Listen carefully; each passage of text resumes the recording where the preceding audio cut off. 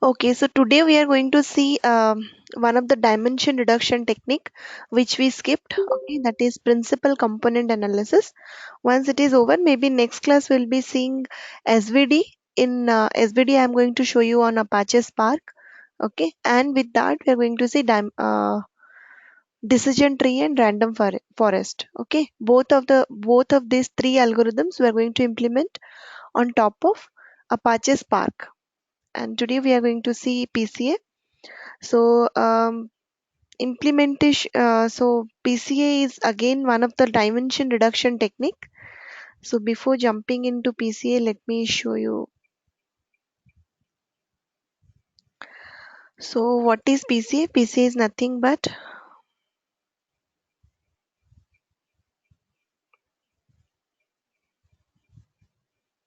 okay. So what do you mean by dimension reduction? So it is again a branch of unsupervised learning, right? So sometimes it is not exactly unsupervised, you can say it is semi-supervised, but dimension reduction itself is a completely different branch of machine learning. We have studied classification, we have studied regression, and we will be seeing k-means, it is a clustering technique. Similarly, we have a dimension reduction technique also, right? So why we are using dimension reduction? So for more efficient storage, right? So that if I can reduce my dimension, I can store the data in less space, so for more efficient storage and for computation. Okay, for these two purpose. So let's say in real life, whatever data set we are using in this class are like 4 or 5 feature set, right? But in real life, when you get a real time data set, it may be some 30 columns or maybe 100 200 column data set. So in that case, when the data set is of high dimension, if you can remove few of the uncorrelated or few of the unsignificant columns, that is definitely going to save few of the storage and as well as increase your computational speed, right? So for that reason we are using dimension reduction techniques. So it is nothing but, normally it is removal of less informative or noisy features from the data set using dimension reduction. Don't worry about the theory, you will get internet lots of ppts, and I'll also upload the ppt. Okay, maybe after the class I'll upload. So why we are using it is basically for to remove less informative or noisy features. Okay, so that is dimension reduction, and one of the technique of dimension reduction is PCA. PCA is nothing but principal component analysis. Okay, so what is PCA? PCA is again one of the technique coming under dimension reduction. So PCA can be performed in two steps. One is decorrelation and one is reduced dimension, right? So first is decorrelation. Okay, it is performed in two steps. One is decorrelation, and once decorrelation is performed, you can perform a reduced dimension. Okay, so how exactly we are going to reduce the dimension? So first step is like decorrelation. What do you mean by decorrelation? It rotates the data samples to the aligned. Uh, it is basically it is rotated. Don't worry, I'll show you a YouTube video also for better visualization. So basically what it is doing is it is rotating the data sample to a aligned axis. Okay, and shifts the data sample to so that they have mean zero. Means what? Basically it is rotating the data set into a high dimension data set. Let's say the data has some 30 or 40 features. It is in high dimensional space, it is rotating the data set and it is trying to fit the data into lesser dimension through where the correlation is very less. Okay, so going deep dive into mathematics, before going deep dive into mathematics, let's see the coding first. So scikit-learn has an implementation of PCA, and it has two methods. Okay, like in machine learning, we are using two methods. Like one is fit method and one is predict method. So here we have two methods. One is fit method and the second one is transform method. Okay, one is fit and one is transform. So these two method we are going to use. The fit the fit method learns how to shift and rotate the samples but does not actually change them. Okay, what the fit method is doing, fit method learns how to shift and rotate the samples. Ultimately we are shifting and rotating the samples, right? So basically what I mean to say is, let me show you. So let's say this is our sample. Okay, so again I am representing in two dimension, but always imagine, let's say the data is in higher dimension in space. Okay, so this is the data set, right? So this is my original data set. Once I apply the first step, what it will do, so it will find out. The fit method learns how to shift and rotate the samples. Means what, this entire sample, this is the sample, it will be fitted with some along with some axis. Let's say this is x-axis. Okay, this entire is x-axis. So data can be rotated and shifted along both the axes like this. Okay, so again there are so many possibilities, right, how you can shift and rotate. So in fit method, when we are calling the fit method, or maybe when we are training the model, what the model is learning, which is the best possible way. It is learning in the fit, when we're calling the fit method, it is learning which is the best possible way to shift and rotate the sample. Okay, but when we call the transform method, it applies the learn transformation. So let's say it, in fit method it gets to know that okay, this is the best direction to shift and rotate the data. Now when we call the transform method, actually it will do the task. In fit method it will find out which is the best way. In transform method it will transform the data to that particular direction. Okay, so transform can also be applied to new unseen data. Means what, once we train the model, let's say this is our existing data, we call the fit method, we got to know which direction is best, we call the transform method and we transform the data to this, right? Now let's say tomorrow a new data set, unknown data, this is a unknown data. Okay, a new data has been come, unknown data. So directly we can call the transform method to this unknown data set. So the system will predict, or the system will tell us where this new data, in this rotation, where this new data can be rotated, and how this unseen data can also be applied in this shifting rotation um, phenomenon. Okay, so this transform method we can use for unseen data, it is equivalent to predict. Okay, so using scikit-learn, what we can do is, again the theory I'm not going into so deep because it's lots of mathematics involved. Okay, so one second.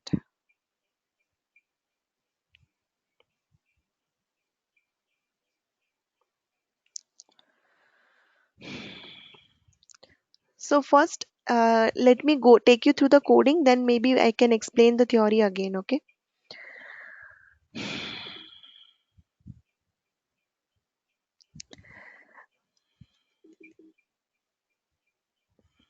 so the data we are using is the cancer data set. You can, it is already pre-uploaded in the scikit-learn library. You can directly load it from sklearn datasets. As I told you, there are so many inbuilt datasets. You can import the dataset, and then we can convert the dataset to a data frame. So cancer is nothing but pandas data frame. We are storing it.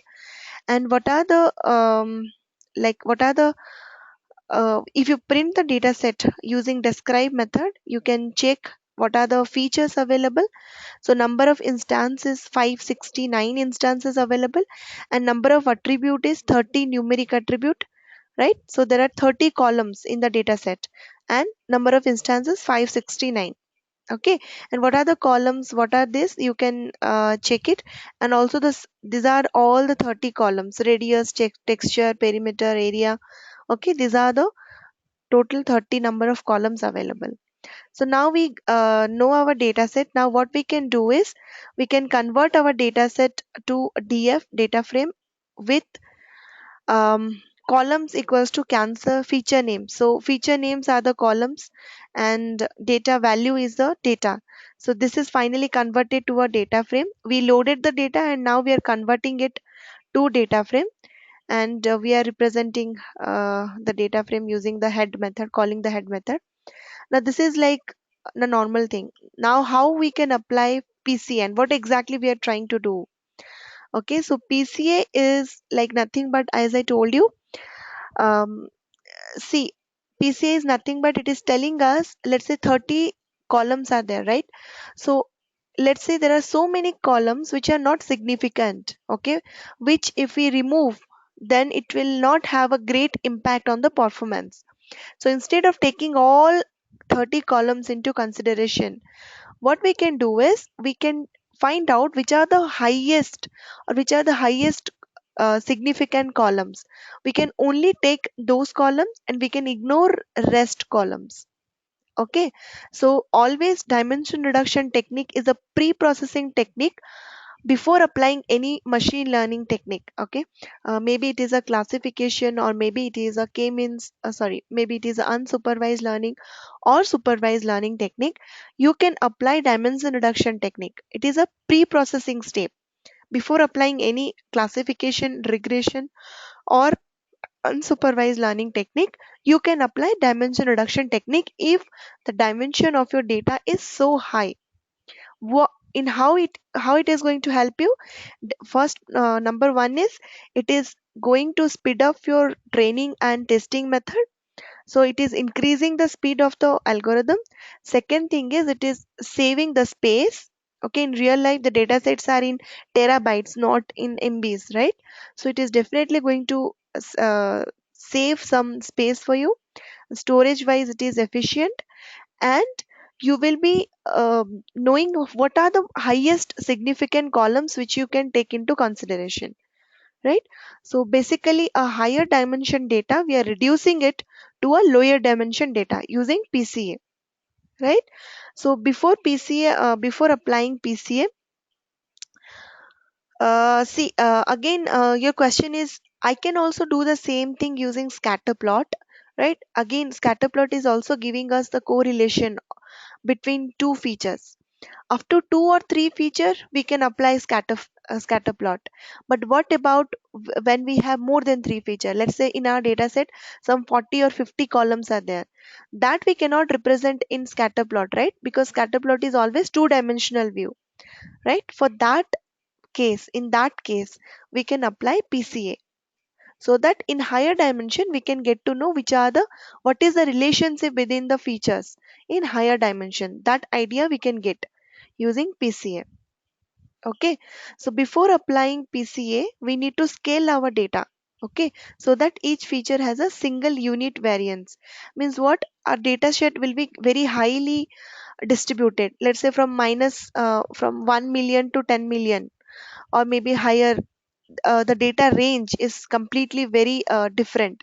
So what we can do is, as we are very much concentrating on variance, so in PCA the variance is a very important factor. Okay, that's the reason before applying PCA, what we are going to do is, we are trying to standardize our data set, or maybe we are trying to scale our data.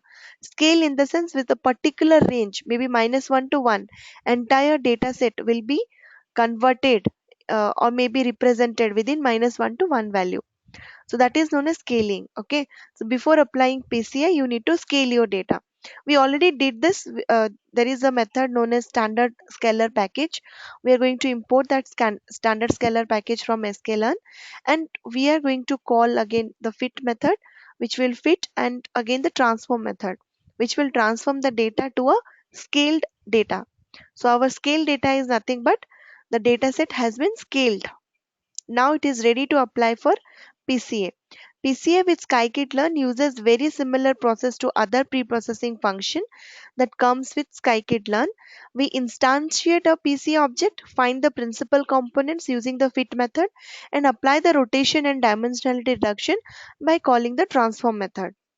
Okay, we can also specify how many components we want to keep when creating the PCA object. In the sense, out of 30 columns, let's say I want only 4 columns.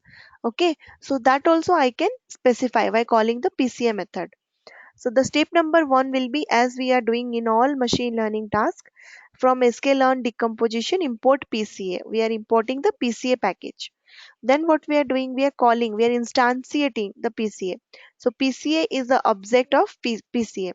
Here while calling, if you don't uh, so like don't give any parameter, that also will give you all the possibilities. But let's say you want to be very much specific. Out of 30 columns, you just want to select best two column. Okay, the total 30 column in the data set, but you want to reduce the 30 dimension data set to a 2 dimension data set, right?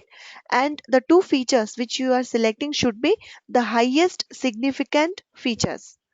Okay, so let's say you want to specify, then you can specify that number of components equals to how many you want, so you can specify here. Now step number 2 is over. We had instantiated or created a object of PCA. Step number 3 is calling the fit method, training the model. What? With the object dot fit, with what we are training the scale data. So this is our input. The scale data is the input. We are fitting the input with PCA. If you remember, fitting in the sense, we are finding out which direction, if we rotate the data in which direction, so that our result will be optimum. Okay, so fit method learns how to shift and rotate the sample, but does not allow any change. It only learns in which direction you need to shift and rotate your data. Now what you can do is, now we can transform the data to first two principal component. So here we have selected number of components 2. So we have two principal components now. Okay, so here we are calling the transform method. So XPCA is nothing but the principal components. How many principal components XPCA will have? Two principal components. Why? Because we have mentioned we want two columns, right? So if you remember, shape is the method. While teaching you pandas, I told you, so shape is the method which will give you the dimension of the data frame. So you can check the scale data. If I want to know the dimension of scale data, it is 539 instances or rows with 30 columns. But when I am calling the shape method in XPCA, okay, XPCA is nothing but the transformed principal components. You can see there are all the features are same. Sorry, all the rows are same for each single record. The number of column is reduced from 30 to 2. Okay, so we have reduced the 30 column data set to a 2 column data set by using PCA. Okay, so now if you want to see the components, that also you can see. Okay, so let's visualize whatever we have done. Let's visualize. Okay, so let's plot this two dimension, because it is plottable. It is only two dimension, we can plot it. What we can do is, we are plotting a scatter plot. Okay, so the x component of the scatter plot is nothing but all the rows but the zero column. See, there are two columns, right? Zero and one column.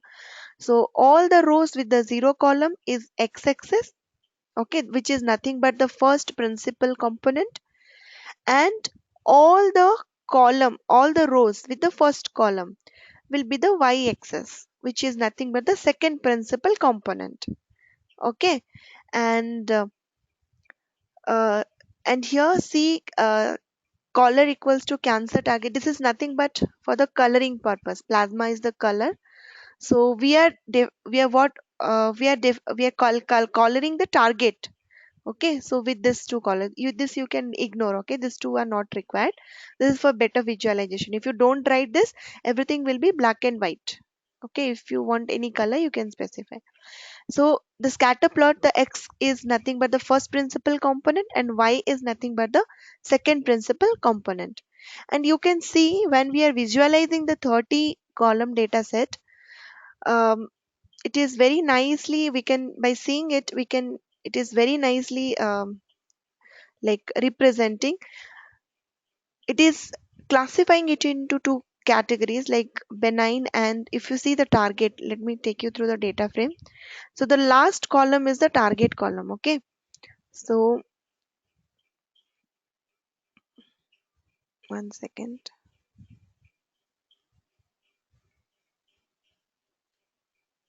So if you see, the target column is nothing but which kind of cancer you are. I mean benign or malignant.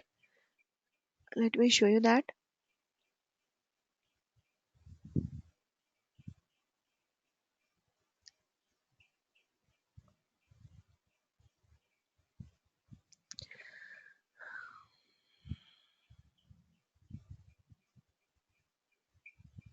Okay, so so here in principal component analysis, the target we are not using. There is a target column, but it has been removed. Okay, so see, a cancer data set you can download. So the final column is target column, which is nothing but whether it is a benign tumor or it is a malignant tumor. Okay, so as we are using it, what we are doing is we are removing the target, and what all features we have, rest all 30 columns, we are converting it to a two-dimensional space. And now if we represent it, all the data set you can check. So PCA itself is indirectly, it is by visualization we can view that indirectly it is classifying into two classes. Okay, so without even applying any of the classification techniques, by only reducing the dimension, it is like very much clear that it is classifying. But anyway, the main task of PCA is not to classify, the main task of PCA to reduce the dimension. Okay, so it, these two, whatever the feature, principal component 1 and principal component 2, principal component 1 has higher variance than principal component 2, then principal component 3, then principal component 4. In the sense, according to the variance value, the principal components are sorting. Okay, whatever, let's say we want five principal component. So principal component number one has highest variance, then principal component two, then principal component three, then principal component four, in such way. Okay, so the principal components are decreasing, present in a decreasing order of variance, right? So you have to decide how many significant column you want. If you, let's say, if you want to print the components, you can also print that. Okay, so the components corresponding to the combination of original features, the components themselves are sorted as an attribute of fitted PC object. Sorted in the sense, the, as I told you, the principal here we have two principal component. Principal component 2 has less covariance value than principal component 1. Okay, so one second, let me show you this graph. Okay, so what we have done is like, we are again converting the data frame into PCA components. So now what is the data frame? The data frame is having, uh, there are two, like what you can say, the entire data frame we are converting to two columns. One is PCA component. What is PCA component? For all, this is a PCA component we got. Okay, so now we are converting it, this PCA component, we are converting it, which is nothing but a array, we are converting it to a data frame, and the columns are feature names. For each feature name we are getting a PCA component, and we are, when we are plotting it, you can check it. So for each of the, like, particular column, so minus 0.30, starting from there, 0.30. So the yellow is the highest correlation. Okay, and whichever is yellow, that is like, see, principal component 1 and 0. So we have two principal component for all this entire columns, we have two principal component. So you can check, means radius, this particular column has highest value 1, so it is like very highly significant column. And again, means this second column, this is which color, this is some uh, which color it is, some pink color. So you can check pink color is something is zero. Zero in the sense there is no correlation. So in the sense it is not highly, this is not highly significant. So for each column you can check what is the principal component value. Okay, so whichever is 0 0 you can consider those all columns pretty important, and whichever is not you can skip it. Okay, so let me show you some.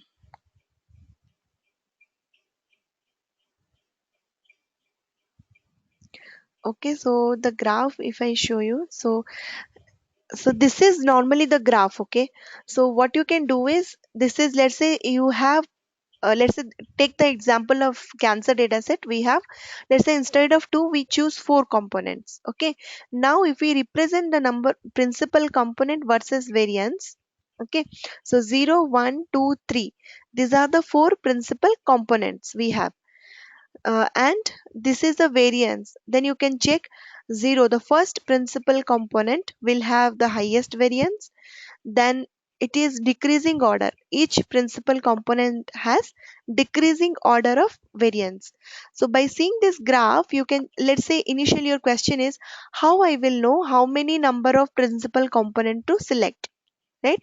How I will know how many number of principal component to select, whether it is 2 3 4, how I will get to know.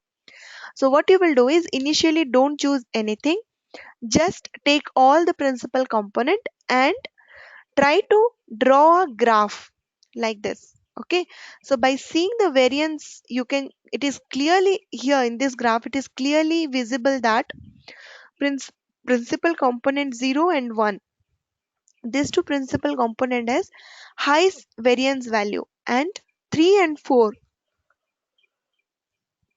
this has very less variance value as compared to other two. So I can remove or maybe ignore, and number of components I can select two here by seeing the graph, right? So this is the code for how to create such graph. So what you can do is, how to plot such, don't worry, all these things are already present in the lecture note. Okay, in the lecture note we'll be finding all this the codes. So what you can do is, while calling range pca.n components, there you are specifying, right, how many components you want, you are specifying. But here you can plot this graph, this is the code to plot the graph. Okay, for all the n components. Okay, you can plot a bar graph, and by seeing the bar graph you can select how many components you want. Then again you can go back to your code and you can specify number of components equal to 3 4 5, and you can run the code again. It is pretty simple. The mathematics is like, we are, see, to find the direction is important. Okay, so this is the data set, we represented it. So now how to find which direction, if I rotate the data, it can, we can reduce the dimension and we can rotate the data in which direction so that it will give me the optimum result. To find out the direction is important, and so many mathematics involved how to find out the direction.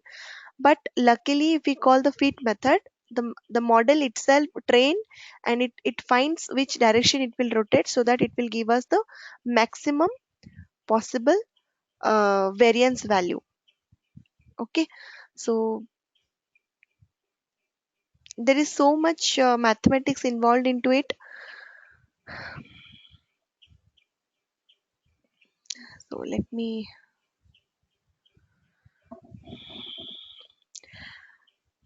so what you can do is, just go to the book which I had prescribed, like Introduction to Statistical Learning, or you can, I will send you one blog. Okay, one like website blog which is from Analytics Vidya. It is very good, well explained. Okay, and I will also mention one of the YouTube link in the lecture note which I'm going to upload today. Everything is there, all this theory is there, and then there are few resources in the last of the lecture note. There are few resources. Just click on those YouTube link.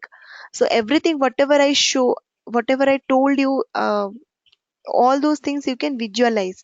So how it is exactly rotating in n dimension, how it is exactly rotating and how it is fitting, so that you can visualize in the video. Okay, so just give me 1 minute.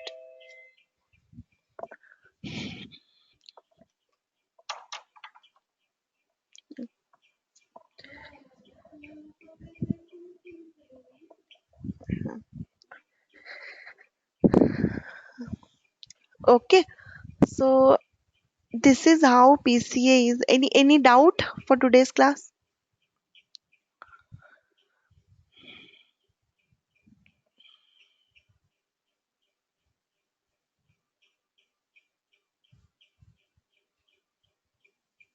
Hello? Yeah, any doubt for today's class? Shashmita, no doubt, but I can actually go through again because it's so Yes, much yes. confusing Yeah, yeah, here that's right what. now. See, so what you can do is just wait for 1 or 2 hour. Let me upload the lecture note. Okay, you just go through the lecture note once. There are resources available. Okay, no need to waste your time on internet searching which is the best one. I have listed all the best resources at the end of the lecture note. Just go through those resources. Okay, so because we have to cover so many things, like we have to cover decision tree, we have to cover random forest, and then we have to cover natural language processing, which is text mining, and then Apache Spark implementation of everything. So many things lined up. So basically PC, and again we have to see SVD also. SVD is again a dimension reduction technique. So there is an assignment also. This is the assignment for you. Okay. So the assignment also you can, if you like the solution and assignment you see, um, the main thing what we are doing is, the idea is like reduce the dimension of your data set. Okay, so I know it is not pretty clear. Again, I skipped lots of mathematics involved into it. Orthogonal, orthonormal. If I go into deep dive into it, you will be confused. So what is orthogonal vector? What is orthonormal vector? So all those mathematics involved, what those mathematics are for, how to find out the best rotating direction, where to shift your data. That is the only thing. So mathematically, after training the model for 10,000 or 20,000 iteration, we are finding the best direction. Okay, just go through the theory once and just go through the chapter, book chapter which I prescribed, and then come back to the coding again. Any doubt you can ask me in the next class.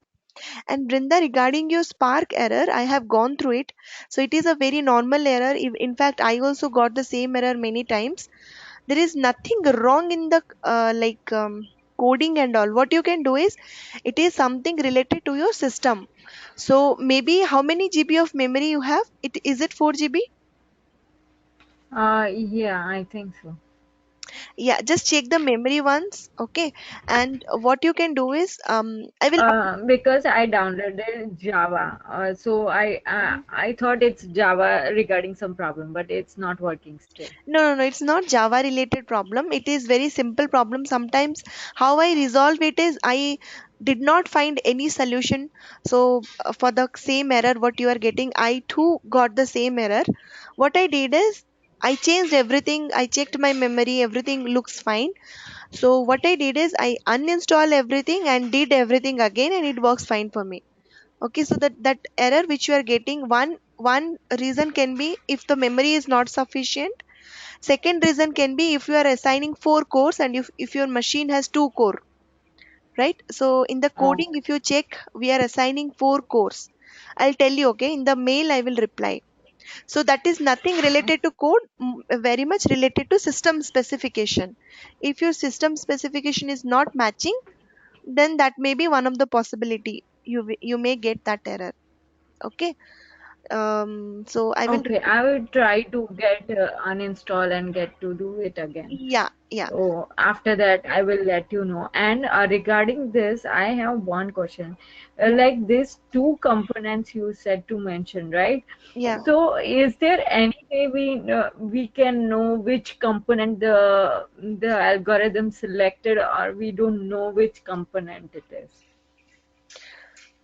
Yeah, yeah. So, see, the component, yeah, you can know, right? So, which component the algorithm select? See, um, number one is like you can only for each of the, see, you're confused because it's actually uh, so the data, the slide which I prepared today is not up to that mark, so that which can make you understand.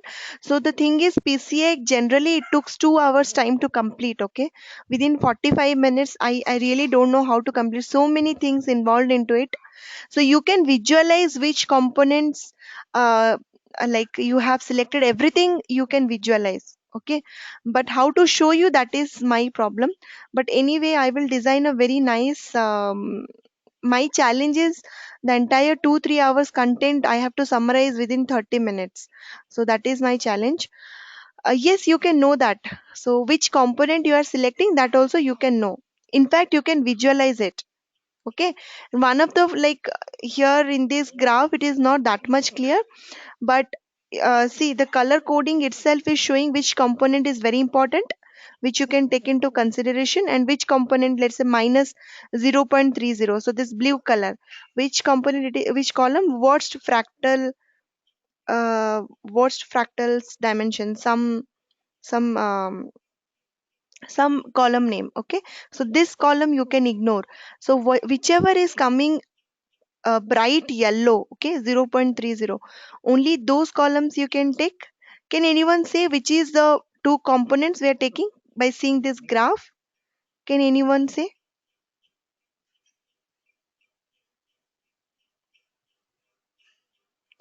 So basically, the principal component analysis is pretty difficult. So it's why, because it is involved into lots of mathematics.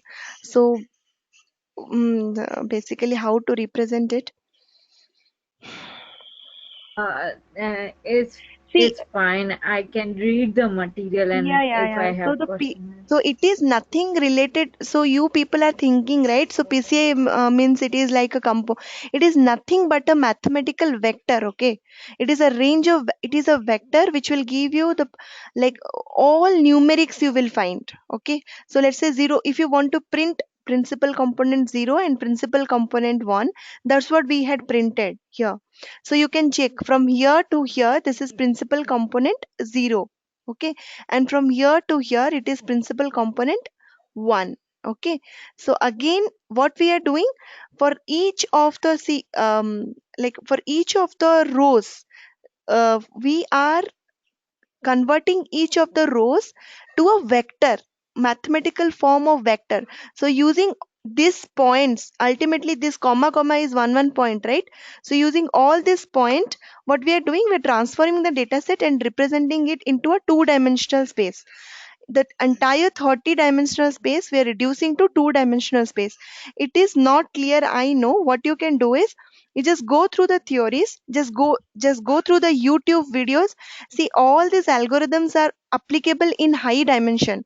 So in pen and paper it is very difficult to make you understand how it is rotating and how like it is reducing, right? But what you can do is you just go through the YouTube link which I prescribed, and go through the lecture notes. The book name and the chapters are also mentioned in that link. So go through all the resources, then come back to here, come back here again. Okay, just try to do the assignment, see the solutions, and after that, if you are facing any problem, any challenge, just ask me in the next class. Okay, and next class will be day after tomorrow, and that will be for a 2 hour session. Okay, from maybe from morning 6 to 8.